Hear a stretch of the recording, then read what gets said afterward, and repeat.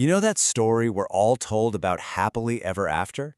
The one where you finally get that big win and everything is smooth sailing from there? Well, what if that's not just wrong, but a dangerous myth? Today, we're getting into the real spiritual truth of what happens after the victory and how to win the battle that comes next. Think about it. You finally get the promotion, you beat that sickness, you overcome some huge personal hurdle, and then, bam, total chaos. It feels so frustrating, right? Almost like a cruel cosmic joke. One step forward, two giant leaps back. If you have ever felt that, I want you to know you're not alone, and it's definitely not just in your head. It's a real strategy. All right, let's get right into the heart of this. What you're experiencing after a big win isn't just a random streak of bad luck. The spiritual reality we're breaking down today calls this a satanic counterattack. It is a planned, strategic, and deliberate response to the spiritual ground you've just conquered. And this gets to the core idea of spiritual retaliation. See, when a negative force is driven out of your life, it doesn't just pack its bags and leave quietly. No way! It fights to get back what it believes is its territory. This counterattack is its big attempt at a second coming. And honestly, this is the critical moment where so many people tragically lose the very breakthroughs they fought so hard for. This quote just nails it. It really shows you what's at stake. If you have a big, glorious destiny ahead of you, you're going to attract some big, significant opposition. This isn't a sign that you're failing. It's actually confirmation that your purpose is so powerful, it literally provokes what the source calls a terrific rage from the bottom of hellfire. So, you might be asking, why me? Why does this keep happening? Well, here's the truth, and it might just change how you see things. Being attacked is not a sign of weakness, it is the exact opposite. It is proof that you are incredibly valuable, that your victory has made you a prime target because you possess something the enemy is desperate to shut down. So what exactly puts that target on your back? Well, it could be a few things. Maybe your destiny is just too big of a risk to the enemy's plans. Maybe you're what some would call a walking goldmine of untapped potential. Or maybe you just got a miracle that's about to shine a huge spotlight on you. Any of these things, challenging old powers, breaking generational cycles, makes you a threat that demands a response. And here's how you know you're a target. You feel that resistance. I love this analogy. Think about it, friction only happens when two things are moving in opposite directions. That spiritual conflict, that feeling of being pushed back against, that's actually a really good sign. It means you're no longer going in the same direction as the enemy. You're moving toward God's will. Okay, so if you know a counterattack is coming, you have got to understand the playbook. You just have to. You can't possibly defend against a strategy you can't see. Knowing the tactics is step one to building a defense. And even better, launching a powerful offense of your own. This brings up a huge choice. Are you going to be an actor or a reactor?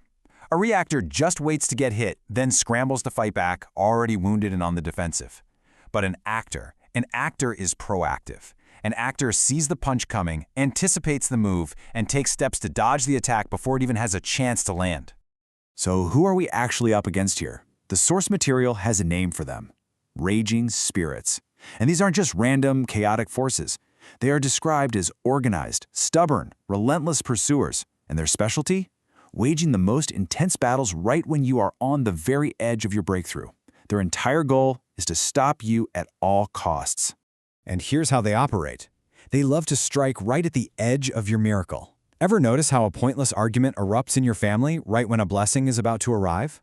Or how a wave of discouragement hits you, making you want to skip church right before a major answer to prayer? They use it all. Dream attacks, whispers of negativity, curses, anything to throw you off your game. Look, understanding the threat is half the battle, but defeating it is the other half. So now we're going to shift from playing defense to going on offense. Because the one thing that's crystal clear is that you don't win this fight by being passive. It's time to talk about the weapons you have.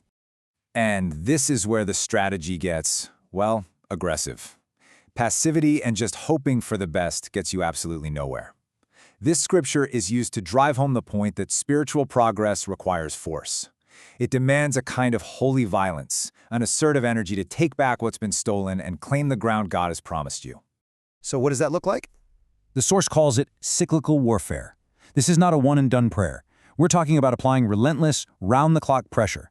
You fight them in the night, and you continue the assault during the day, creating what's called a Waterloo, a final decisive defeat. You just keep them under constant bombardment until they are gone. For good. And the best part is, you are not going into this fight empty-handed. You have a divine arsenal. These are just a few examples. You've got the spear of the Lord to make the enemy retreat, the spirit of judgment and burning to turn their attacks back on them, even things called acidic prayers, which are designed to dissolve and neutralize multiple attacks all at once.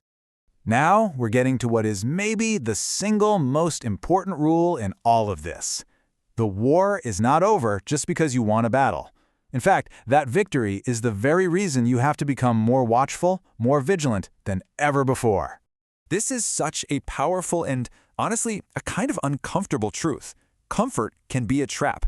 When everything's going great, it's so easy to get spiritually lazy, right? We let our guard down, we don't pray with the same fire, and that is the exact moment of ease the enemy is looking for to launch his most devastating counterattack.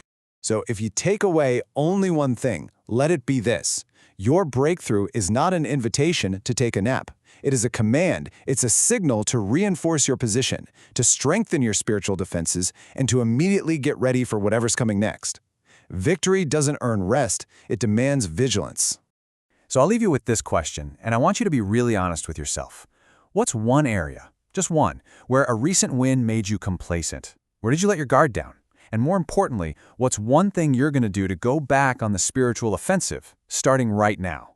This is your moment to stop being a reactor and start being an actor in your own story, because your biggest victories are always worth defending.